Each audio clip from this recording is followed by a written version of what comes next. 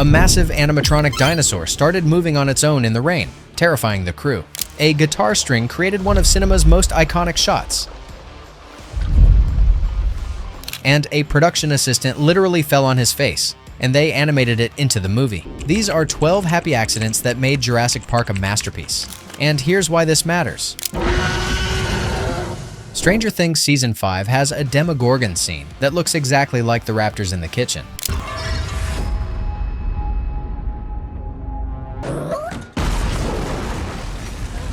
The Duffer Brothers grew up on this movie, and so did an entire generation who thought dinosaurs were the coolest thing ever.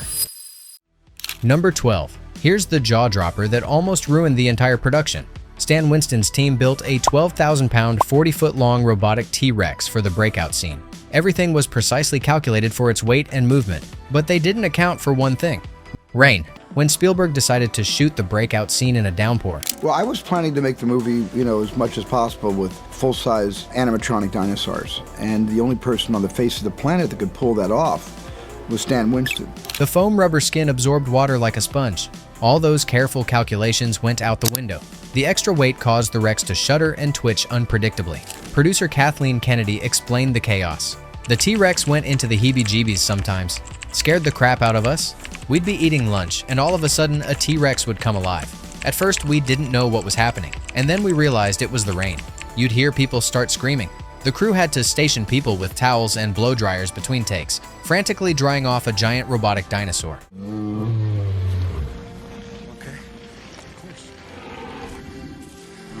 Those unplanned twitches and shudders made the T-Rex feel alive, unpredictable, dangerous, and like the genius that he is, Spielberg kept them in. What could have ruined the scene instead created one of the most terrifying movie monsters ever filmed. The happy accident turns out to be a blessing in disguise, turning the malfunction into a brilliant moment nobody could have foreseen before. As a kid, the T-Rex gave me goosebumps more than ghosts in horror movies ever did. I realize now it's because the terror was actually terrifying in real life, not just some movie magic stuff. Oh, and speaking of Jeff Goldblum, there's an improvised moment coming later that became one of the most memed images in cinema history. Stick around. Number 11. The T-Rex scene had another unplanned moment that elevated the terror. The animatronic was designed to break through the Explorer's sunroof and menace the kids inside.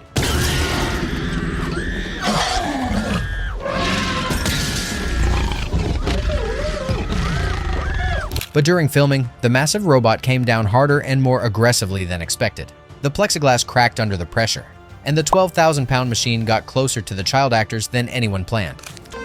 It's a unit system. I know this. Joseph Mazzello and Ariana Richards screams in that moment, and Spielberg saw gold in the take. The unexpected intensity, the genuine startled reactions, it all stayed in the film. Even the T-Rex chipped a tooth during the scene, though you can't see it in the final cut. Sometimes the best performances come from moments you can't script. Drop in the comments if you were one of the lucky ones who saw this in theaters. That T-Rex scene hit different on the big screen.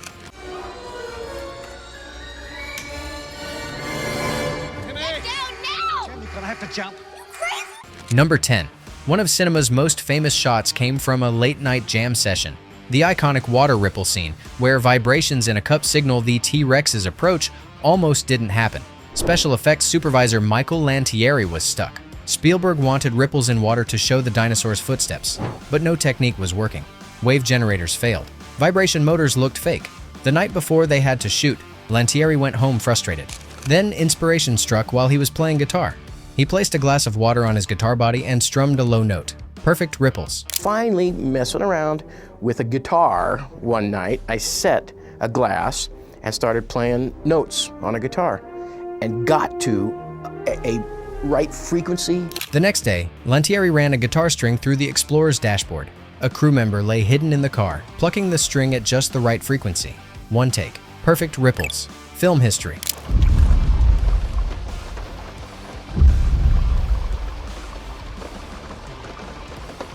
The idea came from Spielberg himself, who'd noticed his car mirror shaking while blasting Earth, Wind, and Fire. But it was Lantieri's guitar that solved the impossible problem. That's the kind of simple, elegant solution that separates good filmmaking from great filmmaking. Spielberg ain't where he's at just because of his skills. It is his sharp instinct to capture details, and the guts to run with it that did it. That is one big pile of shit.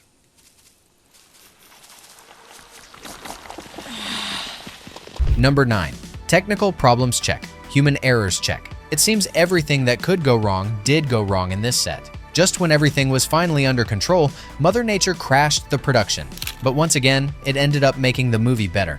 On September 11, 1992, Hurricane Iniki, a Category 4 storm, slammed into Kauai on what was supposed to be the final day of location shooting. The cast and crew were trapped in their hotel as 145 miles per hour winds tore the island apart. But Spielberg, being Spielberg, grabbed a camera. The hurricane hit dead on. Landfall was our hotel, and it was a Category 5 hurricane, sustained winds of 165 miles an hour with gusts to 185, and the hurricane lasted for 9 hours. Before the worst of the storm hit, he and cinematographer Dean Cundy rushed to the beach and filmed the massive waves building offshore. That real hurricane footage? It's in the movie. The storm hitting Isla Nublar isn't just movie rain and wind machines. It's actual Category 4 hurricane conditions, adding visceral authenticity you can't fake. The crew later received I Survived Hurricane Iniki t-shirts. The hurricane caused $3.1 billion in damage and remains the costliest natural disaster in Hawaiian history. Production shut down, sets were destroyed, and plans changed. But Spielberg turned a disaster into an asset. The storm scenes feel real because they are real. No amount of CGI can replicate that. Number 8. An ILM artist's clumsiness became a detail that made dinosaurs feel alive. The Gallimimus stampede was one of the first major CGI sequences. To help animators understand how the herd would move, ILM's effects team set up a parking lot obstacle course with large pipes representing the fallen tree the dinosaurs had to jump. About 14 animators lined up for reference footage, including Ty Ruben Ellingson, the film's effects art director.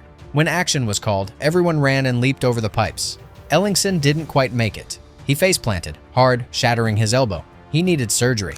But here's where it gets interesting. Phil Tippett, the animation supervisor, heard what happened and said, "Well, then one of the Gallimimuses is going to need to take a fall. If it happened to Ty, it would likely have happened in the wild." It was going to look like a Museum of Natural History run amok, with all these skeletons jumping off their steel supports and running through a field, which is all the first test was. Watch the stampede scene carefully. Between 102 and 103, one Gallimimus stumbles over the log, scrambles through the grass, and gets back up. That wasn't planned. That was Ellingson's fall, animated into a dinosaur. It's a split-second detail that adds chaos and realism to the scene. Real animals stumble. Now so do Jurassic Park's dinosaurs. Number 7. The kitchen scene's most dangerous moment came from a malfunction. The raptors in the kitchen were a mix of men in suits, puppets, and animatronics. The suits were brutally uncomfortable. Operators bent at 90-degree angles, controlling the heads with rods while the eyes and claws were operated remotely. During one take, a raptor chasing Joseph Mazzello lost control. The claw mechanism malfunctioned and struck him in the head. He was fine, but the moment captured real danger. The raptors weren't just scary looking. They were legitimately dangerous to work with, and that danger translated to the screen.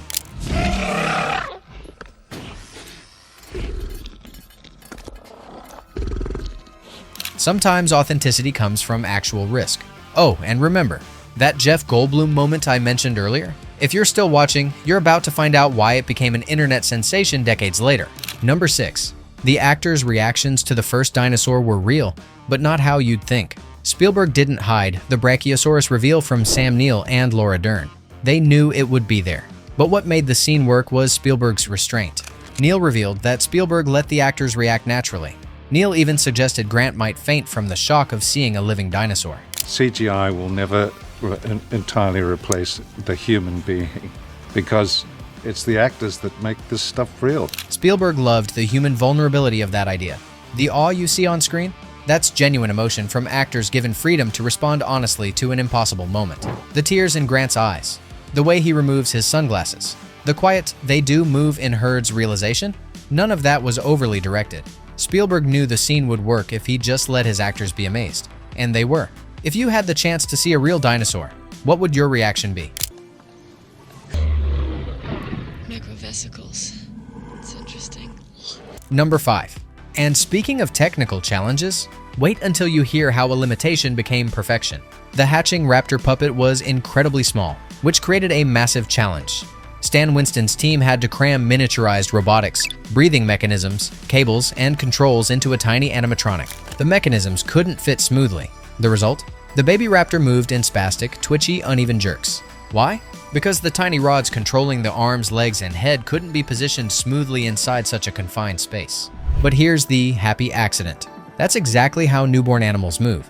Uncoordinated, awkward, struggling to control their bodies. What was a technical limitation became biological accuracy. The hatchlings' jerky movements sold the moment perfectly. They imprint on the first creature they come in contact with. That's it. Helps them to trust me. The team rigged the puppet with a single tiny rod inside to control the limbs, while automated robotics handled the breathing simulation, all operating in real time on set. 7 puppeteers controlled it from beneath the lab set, fighting to make the tiny robot work. Their struggle created authenticity. Those baby monsters and their twitchy waddles convincingly trick you into thinking they're adorable, long enough until it's too late to realize they're brutal, fierce creatures ready to turn you into a buffet dinner. Sometimes your limitations become your strengths. Number 4. Alright, here's the moment you've been waiting for. The most memed moment in the movie wasn't in the script. You know the image. Jeff Goldblum, shirtless, shirt open, leaning back in wounded glory after being attacked by the T-Rex. Goldblum confirmed in a Vanity Fair interview. It wasn't in the script. It had nothing to do with my character. It had nothing to do with the movie. I don't know, it just happened somehow. Let's talk about your open shirt. What about it? It wasn't in the script, had nothing to do with my character, had nothing to do with the movie. I don't know, it just happened somehow. He tried to rationalize it later. I had heroically saved the kids by distracting the T-Rex. After eating the lawyer on the toilet, he bumped me, and my leg is in some condition. And I guess we're in Costa Rica, and I guess it's hot. Goldblum couldn't even remember later if it was his idea or Spielberg's. He just did it in the moment. Nobody stopped him. Fast forward to 2020, and he's recreating the pose at 67 to get people to vote. But really, Goldblum just did Goldblum. That pose became an internet icon, endlessly parodied and referenced. Spielberg kept it in because it was perfectly, weirdly, iconically Jeff Goldblum. It's oddly sexy in a campy way amidst all the PG-rated wholesomeness, something that the internet always gleefully embraces. Pure improvisation. Number 3. The biggest accident? The technology that changed cinema almost didn't happen.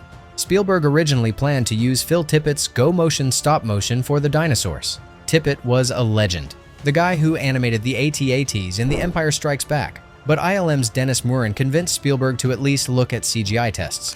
When Spielberg saw the test footage of a running T-Rex skeleton, then a fully rendered Gallimimus herd being chased, everything changed. Tippett thought his career was over. His reaction? I think I'm extinct. Spielberg loved that line so much he put it in the movie. Malcolm says it to Grant when they see the dinosaurs. He said, I think I'm extinct. And I actually used Phil's line in the movie. Gave it to Malcolm to say to Grant when they're walking up the stairs. We're out of a job. Don't you mean extinct? But Tippett wasn't extinct. Spielberg kept him on as animation supervisor, bridging practical effects and CGI.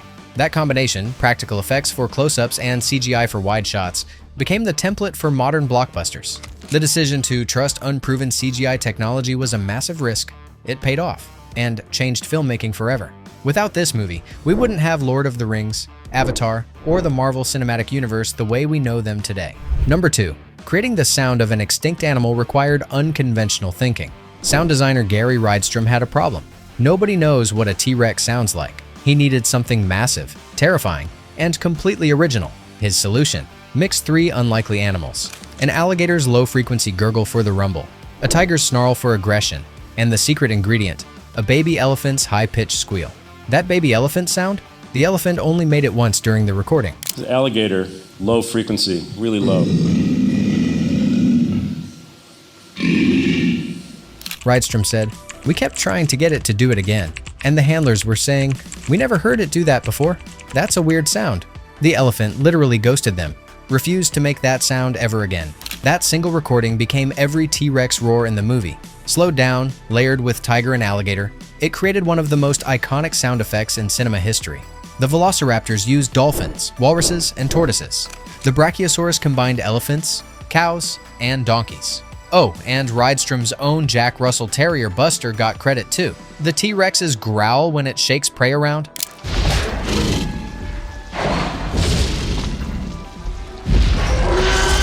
That's a tiny dog eating puppy chow. None of these sounds came from traditionally scary animals. That's what made them work. They felt alien, unfamiliar, real. Rydstrom won an Oscar for that work, all because a baby elephant made a weird noise once. If people knew where these sounds actually came from, they probably wouldn't think the movie was as terrifying. But that's the magic. Nobody was supposed to find out. Number 1. Fast forward 30 years. Stranger Things, Season 5, features a scene that directly homages the kitchen raptor sequence. It's one of the season's most terrifying sequences. Lucas carrying a comatose Max while hiding from the Demogorgons in the hospital laundry room. The suspense, the labyrinthine structure, the held breaths, it all mirrors the classic kitchen scene perfectly.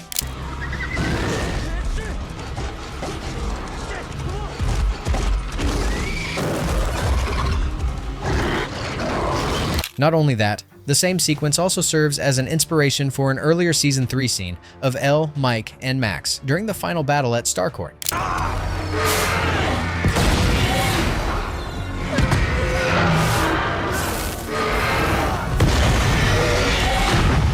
The Duffer Brothers, who grew up obsessed with Jurassic Park, built their entire show around Spielberg-inspired tension and monster scares. Apparently, it's just that good they revisit it twice. It's not just Stranger Things. Every modern blockbuster owes something to Jurassic Park's blend of practical and digital effects. The Marvel movies, Avatar, and The Lord of the Rings all follow the playbook Spielberg and his team wrote.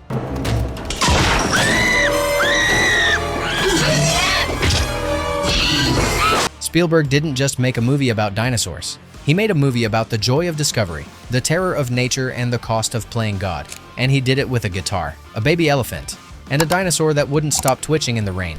Which happy accident blew your mind the most? Let me know below.